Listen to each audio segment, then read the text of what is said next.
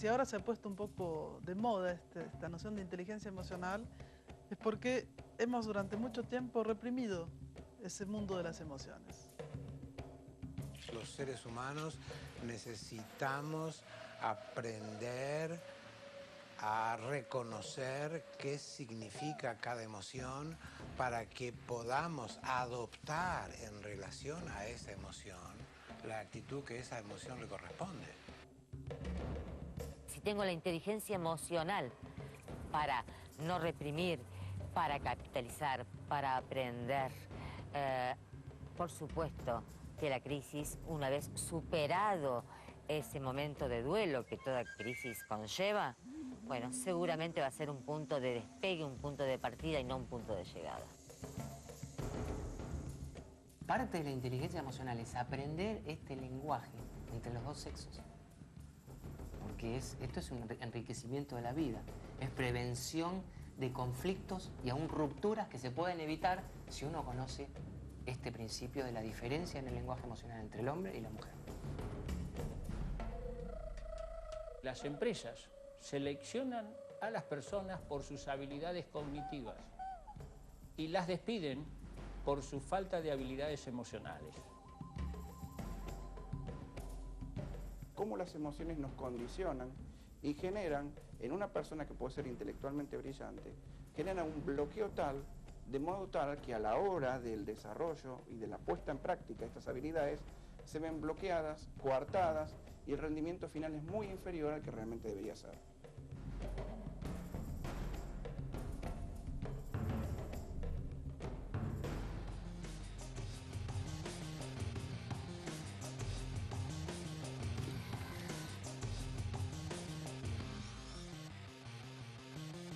Inteligencia emocional. ¿Por qué a algunas personas les va mejor en la vida que a otras? ¿Por qué algunas con alto coeficiente intelectual y que se destacan en su profesión no pueden aplicar esta inteligencia en su vida? Van a la deriva, del sufrimiento al fracaso. ¿Y por qué otras con un alto cociente intelectual terminan trabajando para otras que tienen un cociente intelectual más bajo, pero que saben conectarse, influir y relacionarse mejor? La respuesta está en las emociones.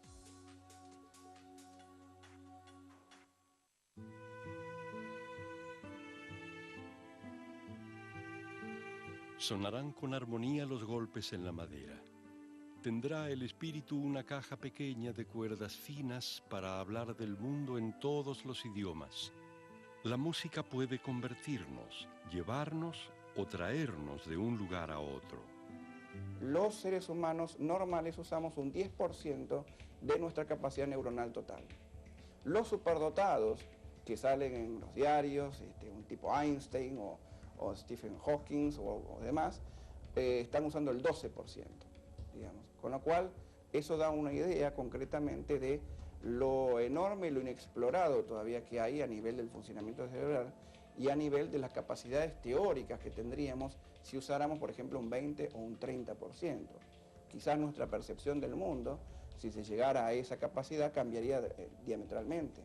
Tendríamos sentidos exacerbados a tal punto, como nuestro oído, como nuestro olfato, como nuestra visión, que cambiarían dramáticamente la concepción de nosotros mismos y de los otros, digamos. Y esto produciría absolutamente una revolución. ¿Puede haber algo más importante que entender lo que nos pone felices o enojados, nos entristece, nos da miedo o nos deleita? ¿Cómo influyen nuestras emociones en nuestros recuerdos, percepciones, pensamientos y sueños? ¿Están las emociones grabadas a fuego en nuestros genes o el cerebro las aprende de su entorno? En los últimos 10 años, que se fue llamada la década del cerebro, se avanzó más en el conocimiento del funcionamiento de la mente, de las hormonas, de los neurotransmisores, del sistema nervioso, que en toda la historia anterior de la humanidad. En la década del cerebro se produjeron más de 100.000 trabajos científicos acerca de todo el funcionamiento biológico de nuestra mente. 25.000 de esos 100.000 involucraban a las emociones. Lo que nosotros vemos como cerebro externo es la corteza, que es el lugar de localización más sofisticado del funcionamiento neuronal. Pero este funcionamiento neuronal tan sofisticado está basado esencialmente en el crecimiento de estructuras mucho más primitivas que nos emparentan con nuestros antepasados biológicos. En la parte más profunda, y puntualmente hablando de los aspectos de las emociones, en la zona temporal, está ubicado el lóbulo de la ínsula. En el lóbulo de la ínsula, ubicado en la zona lateral temporal del cerebro, se localizan las emociones, los sentimientos, los recuerdos, básicamente todo aquello que tiene que ver con nuestro funcionamiento afectivo y todo aquello que puede desencadenar nuestras reacciones, nuestras impulsiones y esencialmente todo aquello que pertenece a la vida instintiva. Antes de llegar a la fase estrictamente humana, donde pensamos, razonamos, reflexionamos, que corresponde al córtex, que es la parte más desarrollada de nuestro cerebro, tenemos dos partes que nos relacionan más con el mundo animal. Una que está en la parte posterior de la cabeza, a nivel del bulbo raquídeo, se llama el cerebro reptiliano. Reptiliano porque corresponde al desarrollo del cerebro en los reptiles, donde tenemos ya una parte de nuestra estructura muy instintiva e impulsiva, que hace que reaccionemos ante toda estimulación exterior, sea agrediendo, sea huyendo, sea tratando de poseer, sea tratando de escapar. Y nos permite adaptarnos a un territorio, a un entorno, para entrar ya en relación con el mundo que nos rodea. Luego está el cerebro, la parte límbica del cerebro, donde se empieza a desarrollar una relación un poco más sutil de ese sentir la relación con el entorno, y ahí nacen las emociones. Todo lo que sea hemisferio izquierdo se ocupa de todo lo que sea secuencial, de todo lo que implique una determinada rutina y todo lo que implique elementos esencialmente de tipo lógico. Entonces todo lo que sea normativo, todo lo que forme parte de lo aprendido, de lo mecánico, por ejemplo conducir un auto, todo lo que sea, digamos, estandarizado y clásico, va a estar en la parte izquierda de nuestro cerebro. La parte derecha de nuestro cerebro va a ser la parte más creativa, más dedicada a lo soñador, más dedicada a la expresión artística. Sin darnos cuenta hemos dejado de lado el costado que llamaríamos más femenino de nuestra psiquis, que era el que creaba toda la relación, que vive por imágenes, que tiene una visión intuitiva e instantánea de las cosas, más espontánea, más directa. Y ahora nos dimos cuenta que debe trabajar con los dos, porque el punto común entre esa inteligencia racional y la inteligencia emocional es la palabra inteligencia. A lo largo del siglo XX, primó un concepto de inteligencia restringido prácticamente a las funciones intelectuales y se ideó una herramienta conocida como test de cociente intelectual. La prueba suele medir las funciones cognitivas como el vocabulario, el conocimiento de datos, la memoria a corto plazo, el razonamiento verbal, el movimiento ocular y manual. Muchas personas que obtienen puntuaciones bajas en las pruebas de cociente intelectual tienen mucho éxito en la vida, mientras que muchas de las que tienen cocientes de inteligencia elevados no llegan tan lejos. ¿Qué es entonces la inteligencia? Es la capacidad de adquirir nuevos conocimientos y aplicarlos en situaciones nuevas para resolver problemas no programados. Los científicos dicen que un animal es más evolucionado o más inteligente que otro cuando se sabe adaptar mejor al medio ambiente. Este principio de adaptación al medio ambiente, trasladado al terreno humano, es una buena conexión con los principios y las técnicas que propone la inteligencia emocional. Y la inteligencia es a la vez el arte de gestionar, de comprender parámetros, pero también de adaptarnos a la existencia. Hoy sabemos que la inteligencia no consiste en saber muchas cosas. Una enciclopedia sabe un montón. Hay ordenadores que tienen una memoria increíble, saben enormemente, pero no les aprovecha de nada. Porque la inteligencia tiene que probarse o frotarse, diría yo, a la prueba de la existencia y de lo cotidiano y de lo concreto. Entonces la inteligencia es cómo me adapto, cómo entro en relación. En 1920, el psicólogo Edward Thorndike postula la existencia en las personas de lo que llamó inteligencia social. Recién en 1986, Howard Gardner, psicólogo y educador de la Universidad de Harvard, impacta en el mundo de la educación con una obra clave, Estructuras de la mente, la teoría de las inteligencias múltiples. En la actualidad ya tampoco se habla de la inteligencia, sino de las inteligencias. Se sabe, se acepta hoy universalmente que el ser humano dispone de diferentes habilidades intelectuales, de diferentes inteligencias. Podríamos hacer una primera tipología como una inteligencia cognitiva o racional y otra inteligencia de tipo emocional. Y dentro de la primera categoría encontramos una cantidad de inteligencias como la lógico-matemática, la inteligencia lingüística, visual-espacial, kinestésica, musical. Dos de las inteligencias planteadas por Gardner, la intrapersonal y la interpersonal, constituyen el tronco de lo que otros dos psicólogos, John Mayer y Peter Salovey, nombraron por primera vez en una tesis doctoral como inteligencia emocional.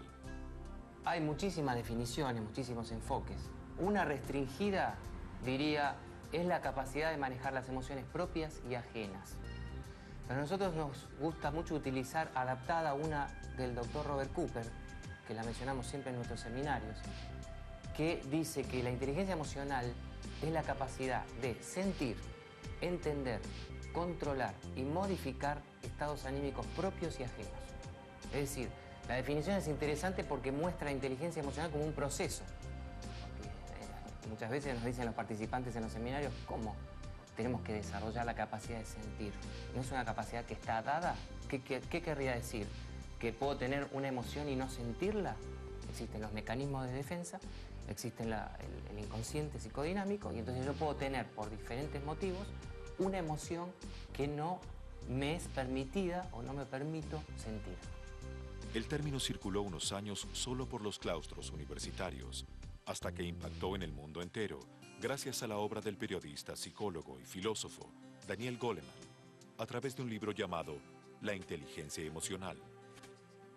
Aparecido en 1995 en Estados Unidos, el libro vendió en pocos meses más de 5 millones de ejemplares y fue traducido a más de 30 idiomas en todo el mundo. La obra del doctor Goleman es un momento capital dentro de la difusión de la inteligencia emocional. Por supuesto, causó sorpresa ya el título, inteligencia emocional. Estamos acostumbrados, durante todo el siglo XX, estuvimos acostumbrados a considerar que la inteligencia descansa solamente en el intelecto. Incluso podíamos decir muchas veces que las emociones son un estorbo para el intelecto. Hoy sabemos que no es así. La obra del doctor Goleman es una de las obras de divulgación científica más profusamente abonada o sostenida con referencias bibliográficas de trabajos científicos o de experimentos realizados en los últimos años. Aquí no se piensa. Aquí nos entregamos con el pecho invadido de sensaciones sanas a la pureza templada por las notas. Hay sabiduría en el brillo del barniz, en medir con el ojo la recta perfecta hacia una vida tranquila. Nuestro cuerpo, dispuesto a escuchar, abandona el miedo, desconoce la tristeza. El suelo desaparece frente a la evidencia de la belleza ahora hecha música.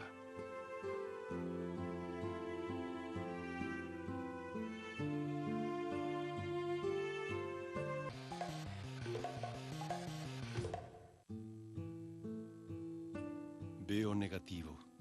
Recibo lo que recibo con ansiedad y veo negativo.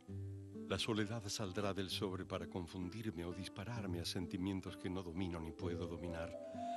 No es maldad, es la congoja que me reduce a lo inmediato.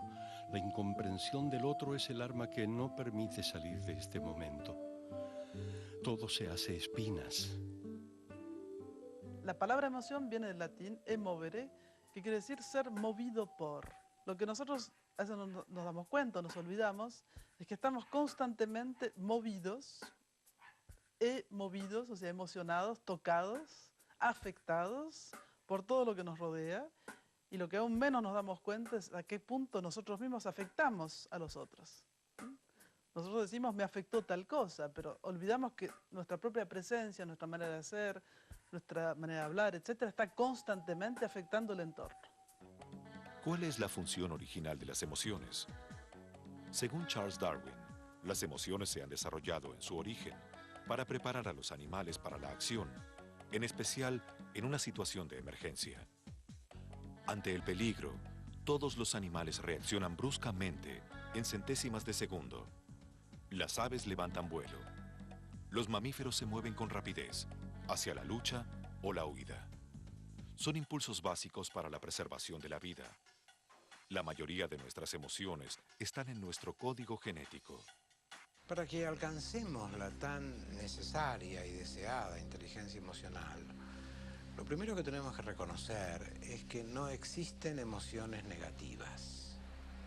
Que ya el llamar a una emoción negativa es una forma de descalificación que ya está hablando de nuestra ignorancia emocional y que nos perturba la posibilidad de comprenderla y de aprovecharla. Podemos hablar de emociones más agradables. Por ejemplo, si estoy en una situación en la que me siento contento, feliz, puedo sentir alegría, gratitud, son emociones agradables. Y si estoy en una situación en la que me siento amenazado, o con riesgo, o en peligro, puedo sentir miedo, puedo sentir enojo, puedo sentir culpa, puedo sentir envidia, que son emociones más desagradables, pero no son negativas, no son negativas. Son emociones que nos informan con una precisión exquisita acerca de la naturaleza de la situación en la que estamos experimentando en ese momento. Todos los sentimientos y todas las emociones tienen una razón de ser. Ningún sentimiento es malo en sí, simplemente cumple su función. Ningún sentimiento hace daño si lo sabemos aprovechar. El tablero automóvil tiene una serie de señales y de luces que indican la temperatura del motor, la cantidad de combustible que hay en el tanque, la presión del aceite. Y cuando algo se altera, una luz se enciende. Y no podríamos decir que una luz es negativa, que la luz roja que se encendió porque falta nafta es negativa. Lo que podríamos decir es que es perturbador, pero nos permite mirar el problema que nos señala y realizar las acciones para resolver ese problema.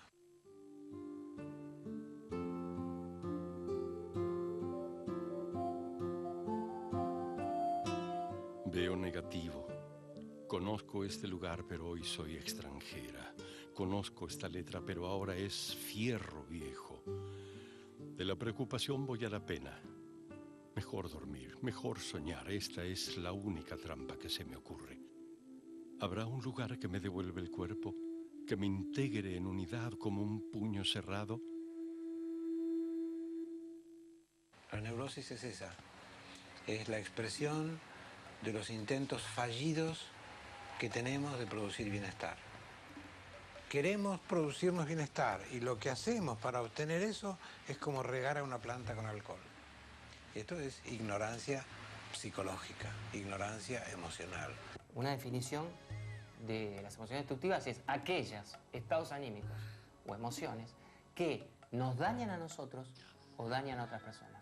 Nos dañan física o psicológicamente o le producen un daño psicológico o a veces incluso físico a otra persona. Las emociones comunican nuestros estados internos y nuestros deseos a las demás personas. El enojo, por ejemplo, señala que tenemos la intención de proteger nuestros límites. Tener un enojo es una cosa natural, sobre todo si echamos la luz de la conciencia sobre ese enojo, lo controlamos, pero si un enojo no está acompañado de conciencia, un enojo no es controlado, puede convertirse en ira, y la ira con facilidad puede degenerar en odio. Y el odio sabemos que es la base para los conflictos, por ejemplo, armados. Las guerras sin ningún tipo de odio en los soldados y en las personas que sostienen a los soldados no se podría realizar. Las rupturas matrimoniales, a veces los divorcios entre padres e hijos, suceden porque las emociones descontroladas han producido un daño tan profundo en la relación que la misma se termina. Y por supuesto con un daño muy grande de ambas partes. A mí me gusta mucho citar una frase que dijo Marco Aurelio en el siglo II después de Cristo. Él dijo: cuánto más penosas son las consecuencias del enojo que las causas que lo produjeron. Es decir, él advertía de ese modo que él se daba cuenta que cada vez que nos enojábamos, empeorábamos las cosas. Y hasta hoy sigue pasando eso. Hasta hoy no sabemos qué hacer con el enojo. Las emociones tienen una función de gran importancia. Nos contactan con el mundo y nos preparan para responder a sus requerimientos. Un amigo mío me dijo que cuando viniera a verme me iba a traer un libro que le presté. Llega y me dice, uy, no te traje el libro, me olvidé. Y yo me frustro y me enojo. Me enojo porque la expectativa que tenía de recibir ese libro que me habían prometido no se cumple. Y esta es la esencia del enojo, la respuesta a una frustración que estoy experimentando en ese momento. Y hasta aquí todo está bien, es inevitable que yo me enoje, es normal que yo me enoje, es inherente a mi condición humana que yo sienta ese enojo. Lo que es de enorme importancia evaluar es qué hago con ese enojo, cómo expreso ese enojo, cómo lo expreso, cómo le doy canal de expresión a esa vivencia, a ese plus de energía que es el enojo, que tengo durante un ratito, cuya esencia es darme más fuerza para resolver el problema que me enoja. Y si la sabemos utilizar, va en esa dirección, y si no la sabemos utilizar, cumple la función opuesta. Enojarse es fácil, cualquiera puede hacerlo. Pero, dice Aristóteles, enojarse con la persona correcta, en la intensidad correcta, en el momento correcto, de la forma correcta y por el motivo correcto, eso no es fácil. 5 elementos descubrió Aristóteles en un enojo. ¿Es esta la persona correcta con la que me tengo que enojar? Muchas veces no lo es. ¿Es esta la intensidad? Tiene que ser enojo, ira, afectación. ¿Es este el momento o tengo que esperar? ¿Es esta la forma que yo tengo que utilizar? Es decir, ¿tengo que insultar? ¿Puedo golpear la mesa? ¿Qué es lo que debo hacer? Acá tenemos una verdadera guía, una verdadera técnica dicha por un gran filósofo hace 2600 años que nos puede guiar para controlar nuestras emociones.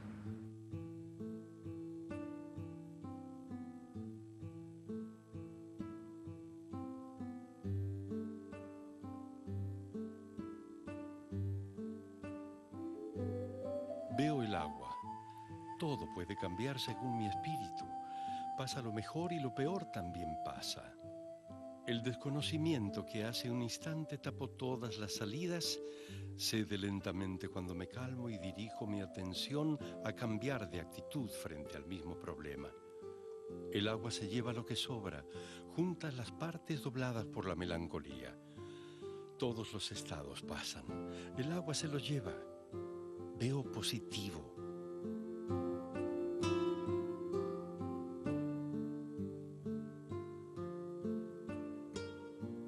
No creamos que la inteligencia emocional es un concepto nuevo. Lo que es nuevo es la manera de formularla hoy, porque llegamos a tal dificultad relacionante entre la gente que nos dimos cuenta que estábamos yendo por un camino errado. Entonces, esa situación llevó a preguntarse si se podían mejorar las cosas. Y es así como esa inteligencia emocional poco a poco se está empezando a utilizar entre los diferentes instrumentos de las ciencias humanas, de la antropología aplicada a la empresa, justamente a la educación, a varios dominios de investigación. En cuanto al cociente emocional, a la educación emocional, no hay edad por la cual podamos decir esta persona no puede aprender. Incluso hay indicios, estadísticas realizadas en distintos países, que dicen que una persona de edad media puede llegar a aprender mejor y más rápido que un joven. Quizá por cuestiones de metabolismo, quizá por la orientación en la vida, quizá porque cuando nos vamos avanzando en la vida nos vamos golpeando y esto va produciendo cierta madurez emocional, nos guste o no nos guste. Entonces, la buena noticia es que el aprendizaje acerca de nuestras emociones se puede ejercer en cualquier momento de la vida, incluida la tercera edad. La inteligencia emocional determina nuestro potencial para aprender y desarrollar las habilidades prácticas que se basan en sus 5 elementos. Conocer las propias emociones. Controlar las emociones. motivación, empatía y habilidades sociales. La inteligencia emocional tiene 5 habilidades prácticas. La primera es la autoconciencia. La autoconciencia es la capacidad de reconocer un sentimiento mientras está ocurriendo. Es la capacidad de conocer con la mayor objetividad posible nuestros deseos, nuestros pensamientos, los estados anímicos, la vinculación entre los deseos, los pensamientos y los estados anímicos. Un alto grado de autoconciencia puede ayudarnos en todas las áreas de nuestra vida. Todos los seres humanos tenemos fortalezas y debilidades, pero la diferencia entre nosotros puede darse en el nivel de autoconciencia que tengamos. La autoconciencia incluye la habilidad de escuchar a otras personas que nos reflejan parte de nuestra identidad y de nuestra conducta que no podemos observar. Hay 4 fases. En una reunión yo estoy gritando muy agresivamente a otra persona. La otra persona se siente afectada. Cuando termina la reunión, me dice, mirá, me ha molestado mucho la forma en que me has gritado tan agresivamente. Yo te grité. Esa es la fase 0 de la autoconciencia. Caí en un estallido emocional, en una reacción emocional inconveniente que quizá ha molestado a otra persona y soy totalmente inconsciente de lo que he hecho. Fase 1, podríamos decir. Estoy gritando, he terminado de gritar y acabo de tomar conciencia de lo que hice. Entonces le pido disculpas a la persona, le digo, sé que estuve gritando, no lo pude controlar. O sea, es la autoconciencia de lo ocurrido.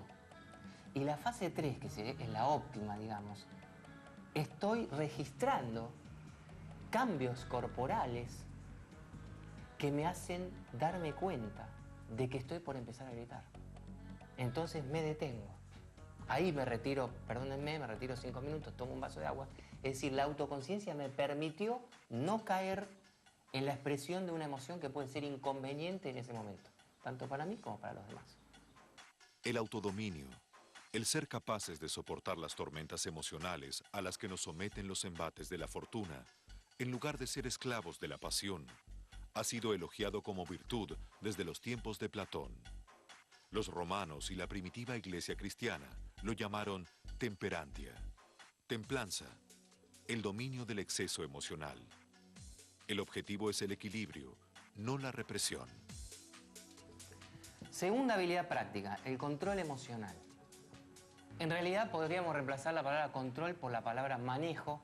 Yo tengo que manejar un auto y no tiene ninguna connotación negativa. Si no estoy con el control del vehículo, me puedo estrellar. Las consecuencias pueden ser muy malas. Entonces la palabra control creo que es útil, se puede reemplazar incluso por gestión o por dirección de las emociones, y es todo lo contrario de la represión emocional. La represión emocional por lo general es inconsciente o es forzada. El control emocional es voluntario y espontáneo. La represión muchas veces es consciente, es decir, yo soy consciente que estoy reprimiendo esto porque tengo miedo, porque me da vergüenza, por lo que fuere, porque tengo pánico de perder algo. Reprimo. Sí, me quedo con un sentimiento obviamente angustioso. Y otras veces soy absolutamente inconsciente. Esta es la represión más profunda, ¿sí? Entonces, acá yo ya no tengo manejo, porque acá justamente hay algo desde mi interior que está haciendo, ¿sí?, que yo algo no lo deje salir, algo no se dispare, porque de dispararse me haría mucho daño. De algún modo hay un mecanismo de defensa, por un lado que me está protegiendo, pero por otro lado, en algún momento esto va a tener repercusiones. Porque la represión siempre tiene repercusiones. Reprimir es tapar la olla, y entonces como tapamos y no expresamos nunca lo que quisimos decir, nos enfermamos. En cambio, controlar es dejar pasar, pero controlando el flujo de lo que sale. Esa es la diferencia. El control emocional no es el encendido y el apagado del equipo de música. Es el marcado del volumen. Es decir, esta música que estoy escuchando, ¿está demasiado baja que no la puedo escuchar? ¿O está demasiado alta que me está aturdiendo y no puedo pensar? Y por supuesto, parte del control emocional también es la expresión de la emoción. ¿De qué manera estoy enojado? ¿De qué manera tengo que expresar esa emoción? ¿Es con un insulto? ¿Es agrediendo? ¿Es golpeando la mesa? Tal vez sí. Hay líderes que lo hacen, o tal vez no. Con una persona puedo actuar de una manera, con otra persona puedo actuar de otra. ¿Para qué nos sirve el control emocional? Para responder adecuadamente a los cambios en el entorno. Para mantener armonía en las relaciones interpersonales. Para reunir energía anímica en pos de los objetivos. Para cuidar nuestra salud. Para trabajar más eficientemente. La motivación es la tercera habilidad práctica de la inteligencia emocional. Tiene tanta vinculación con la emoción que las palabras emoción y motivación tienen la misma raíz latina. Motere, que significa moverse. Tarde pero seguro, en escuelas y organizaciones, se está descubriendo que no hay motivación sin un componente emocional. La motivación es la conducta dirigida hacia un fin, para lograr un objetivo. La motivación es el combustible que nos permite llevar a cabo lo que nos proponemos. La capacidad de motivarse a uno mismo se pone especialmente a prueba cuando surgen las dificultades, el cansancio y el fracaso. En el ciclo de la motivación, el primer elemento es el motivo. El segundo elemento de la motivación, luego del motivo, es la autoconfianza. La autoconfianza es algo así como la autoestima. Si yo no tengo autoconfianza u otras personas no me inspiran esa autoconfianza, mi motivación va a terminar porque yo no quiero sufrir. Un motivo, autoconfianza, optimismo. Optimismo en el sentido de creer que lo que yo quiero conseguir es posible conseguirlo. El cuarto elemento es el entusiasmo. El entusiasmo es como la energía inicial para llevar adelante un proyecto. Hay personas que pueden ser creativas y no tienen lo que sigue en el ciclo de la motivación, que es la persistencia. Hay personas entusiastas que no logran, tienen una gran idea, pueden involucrar a otras personas en esa idea, pero no son capaces de persistir en las tareas que hay que realizar para llegar al objetivo. Por último, es la resistencia. Es la capacidad de enfrentar la adversidad, de enfrentar el fracaso, de enfrentar los contratiempos. Los ejecutivos y los líderes saben que la motivación es más vital que las destrezas intelectuales o técnicas. Tanto en la educación como en la empresa, es muy importante contar con este ciclo de la motivación para detectar, hacer sintonía fina de cuál es el elemento dentro de la motivación que está fallando, que falta para alcanzar la motivación completa. La energía emocional es como una energía que fluye tanto, que da impulsividad. Esto me encanta, voy, o atonía, y el justo medio es lo que se llama la fuerza tranquila. O sea, yo libero mi potencia energética en relación con lo que tengo que hacer. Si tengo que levantar una pesa de 100 kilos, no tengo que aplicar la misma fuerza que tengo que levantar una copa de cristal. Entonces, mi inteligencia emocional es discernir cuándo tengo que hacer un gesto leve y cuándo tengo que hacer fuerza. La empatía es la cuarta habilidad práctica de la inteligencia emocional. Junto con las habilidades sociales, que es la quinta, constituyen lo que se llama la inteligencia interpersonal.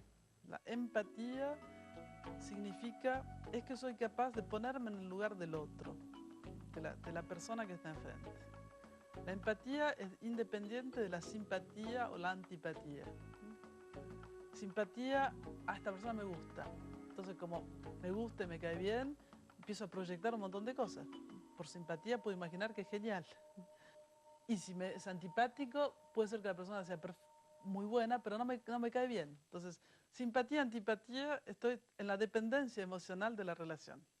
En la empatía, tengo que poder, sin ser afectado por el impacto emocional que la persona me produce, ponerme en su lugar.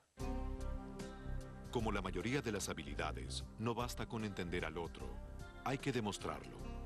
El otro percibe que lo comprendemos cuando le prestamos atención y no lo juzgamos ni lo descalificamos. El primer nivel es reconocer qué está sintiendo la otra persona. Porque se puede dar el caso de que estoy dialogando hace una hora con una persona, me está manifestando emociones y ni me he enterado de que está haciendo eso. Y le contesto desde un plano racional. El segundo nivel es que si pude haberme dado cuenta de las emociones que me manifestó, pero no sé de dónde vienen y a dónde van. ¿Por qué tiene miedo? ¿En qué contexto tiene miedo? No lo he captado. Solo podría decir, la noto miedosa. Sé que tiene miedo, pero no tengo la menor idea por qué. Entonces falta esta segunda fase. La tercera fase es la capacidad de reconocer que una persona tiene miedo. Saber, intuir, con cierto grado de aproximación, por qué tiene miedo, en qué contexto tiene miedo. Y entonces esta tercera fase sería la capacidad de responder a ese miedo de esa persona en ese contexto. Este sería el máximo quantum de empatía posible en un individuo.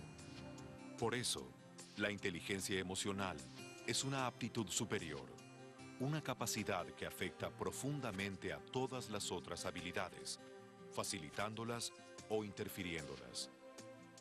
Por último, la quinta habilidad práctica de la inteligencia emocional son un conjunto de virtudes o habilidades llamadas justamente habilidades sociales, entre las que podemos destacar el liderazgo, el trabajo en equipo, la capacidad de persuadir, la capacidad de cooperación, la capacidad de servicio.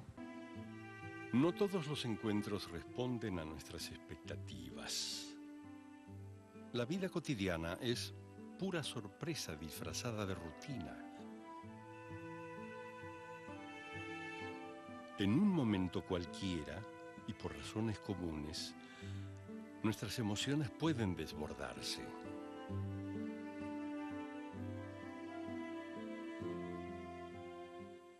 La mujer y el hombre tienen una forma de experimentar la emocionalidad de manera diferente. No hay acuerdo científico sobre si esto es plenamente cultural o también tiene un componente biológico. El peso cultural es muy grande y ahora se está achicando esa distancia cultural entre el hombre y la mujer. Pero de hecho no se educa al hombre y a la mujer de manera igual con respecto a sus emociones.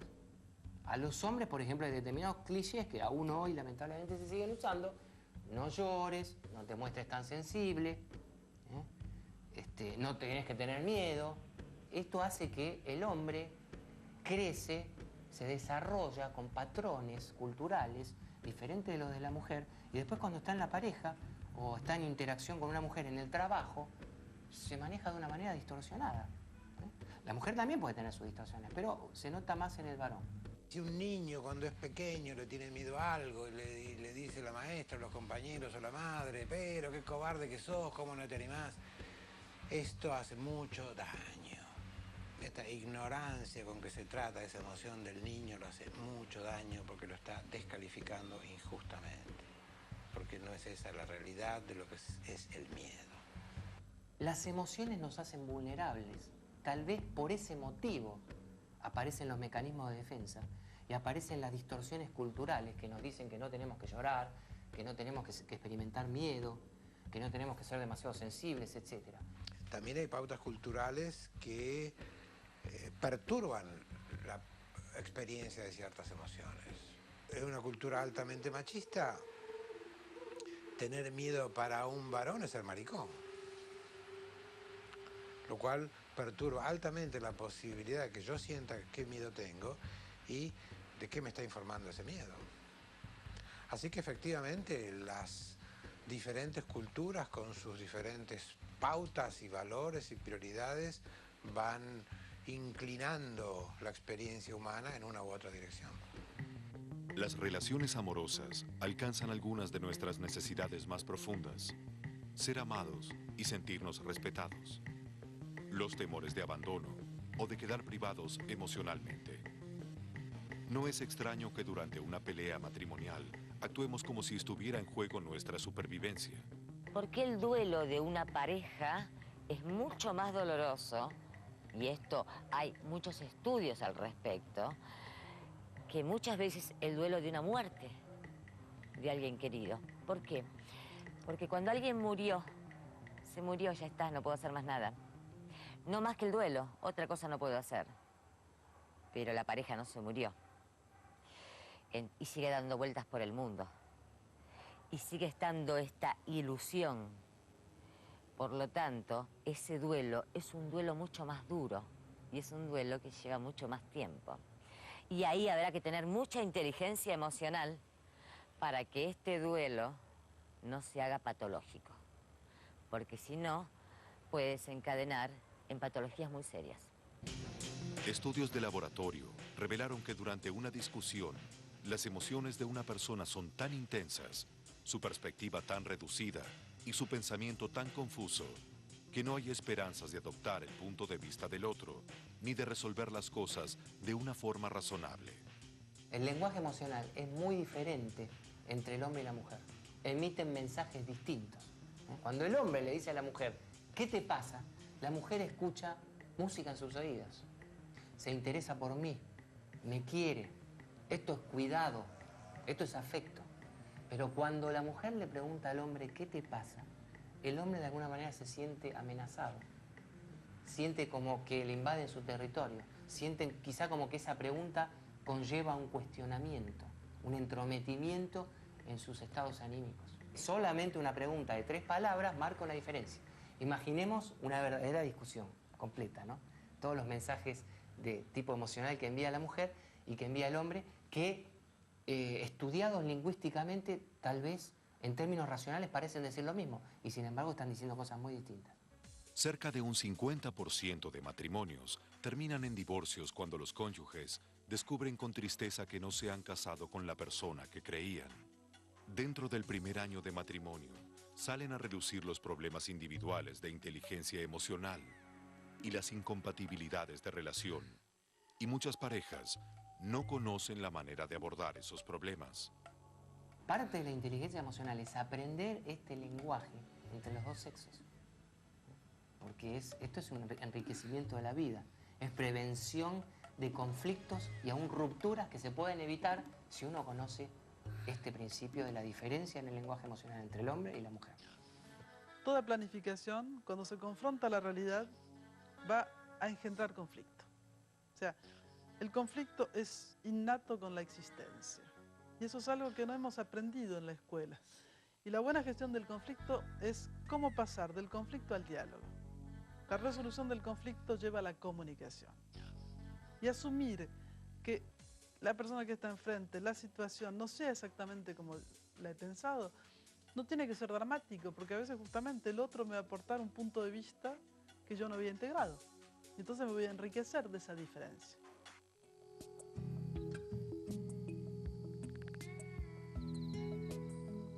¿Qué te pasa? ¿Se fue mal? Nuestras emociones pueden desbordarse. Una palabra se carga a otra palabra.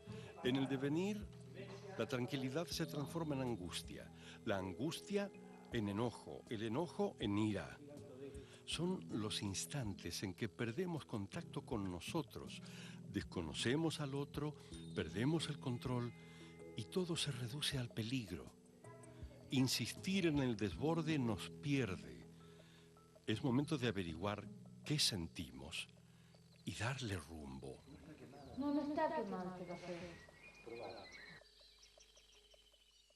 La crisis, si me paro en este lugar, es siempre una oportunidad. Si puedo capitalizar, si puedo aprender, si tengo la inteligencia emocional para no reprimir, para capitalizar, para aprender, por supuesto que la crisis, una vez superado ese momento de duelo que toda crisis conlleva, bueno, seguramente va a ser un punto de despegue, un punto de partida y no un punto de llegada. La vida es siempre conflicto de alguna manera. Pero ese conflicto se puede justamente gestionar de diferentes maneras. Una manera que es clásica, conflicto. ¿Qué conflicto? Yo no lo vi. Es el monito que cierra los ojos, yo no estaba, no vi nada, estaba en otro lado. Eso se llama el conflicto no asumido. Como podemos rápidamente darnos cuenta, la emoción que domina en un conflicto no asumido es el miedo. Me escapé, me fui, yo no quise saber nada. Segundo caso es el caso justamente de lo que se llama el conflicto abierto. Quizás incluso la persona de enfrente no me quiso agredir, pero me miró un poco torcido y me molestó. Entonces, como yo estoy habitado de mucha cólera, ahí voy y ataco, contraataco e incluso desarrollo una violencia excesiva respecto a la situación. O bien, es una situación efectivamente de conflicto, pero no quiero arreglar la situación. Entonces ahí exacerbo y mi cólera es lo más poderoso. Eso se llama un conflicto abierto. Si tú dices blanco, yo digo negro, o sea, siempre me opongo, oposición. Hay una tercera manera muy sutil para gestionar el conflicto, que es la manipulación. Entonces la manipulación, le digo muchas cosas lindas a la persona, etcétera, pero en realidad lo estoy tratando de controlar o llevar en mi dirección sin que forzosamente él esté de acuerdo, pero como se lo presento de tal manera, con muchas alabanzas, diciendo que es el más inteligente, el más bello, y que es la única persona que puede hacer esto, en general lo resuelvo de una manera un poco egocéntrica. Y la buena manera de resolver el conflicto, que está ligada con la inteligencia emocional, es lo que se llama el conflicto asumido. En conflicto asumido hay que poder llegar al diálogo. Diálogos, dos ideas, o sea, tú tienes tu punto de vista, tu situación, yo tengo la mía. Bueno, intercambiemos. Una buena e inteligente gestión de conflictos pasa por el hecho de que cada parte pueda expresar de una manera con buena autoestima, de una manera clara, su punto de vista, su apreciación, sus necesidades, y que se trate de llegar a un encuentro que quizás esté a mitad de camino entre la necesidad del uno y el otro, pero siempre en el cual vamos a proponer al otro un acuerdo, o sea, algo que será también positivo para él.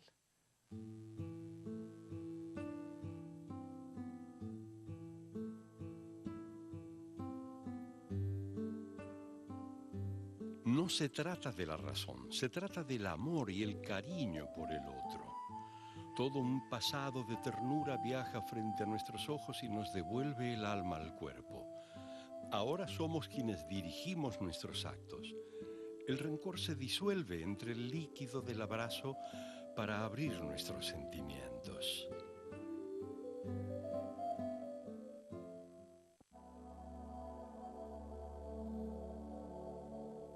Y la inteligencia emocional se desarrolla a través de determinadas estrategias que ponen a prueba la capacidad de tolerancia, la capacidad de poder esperar.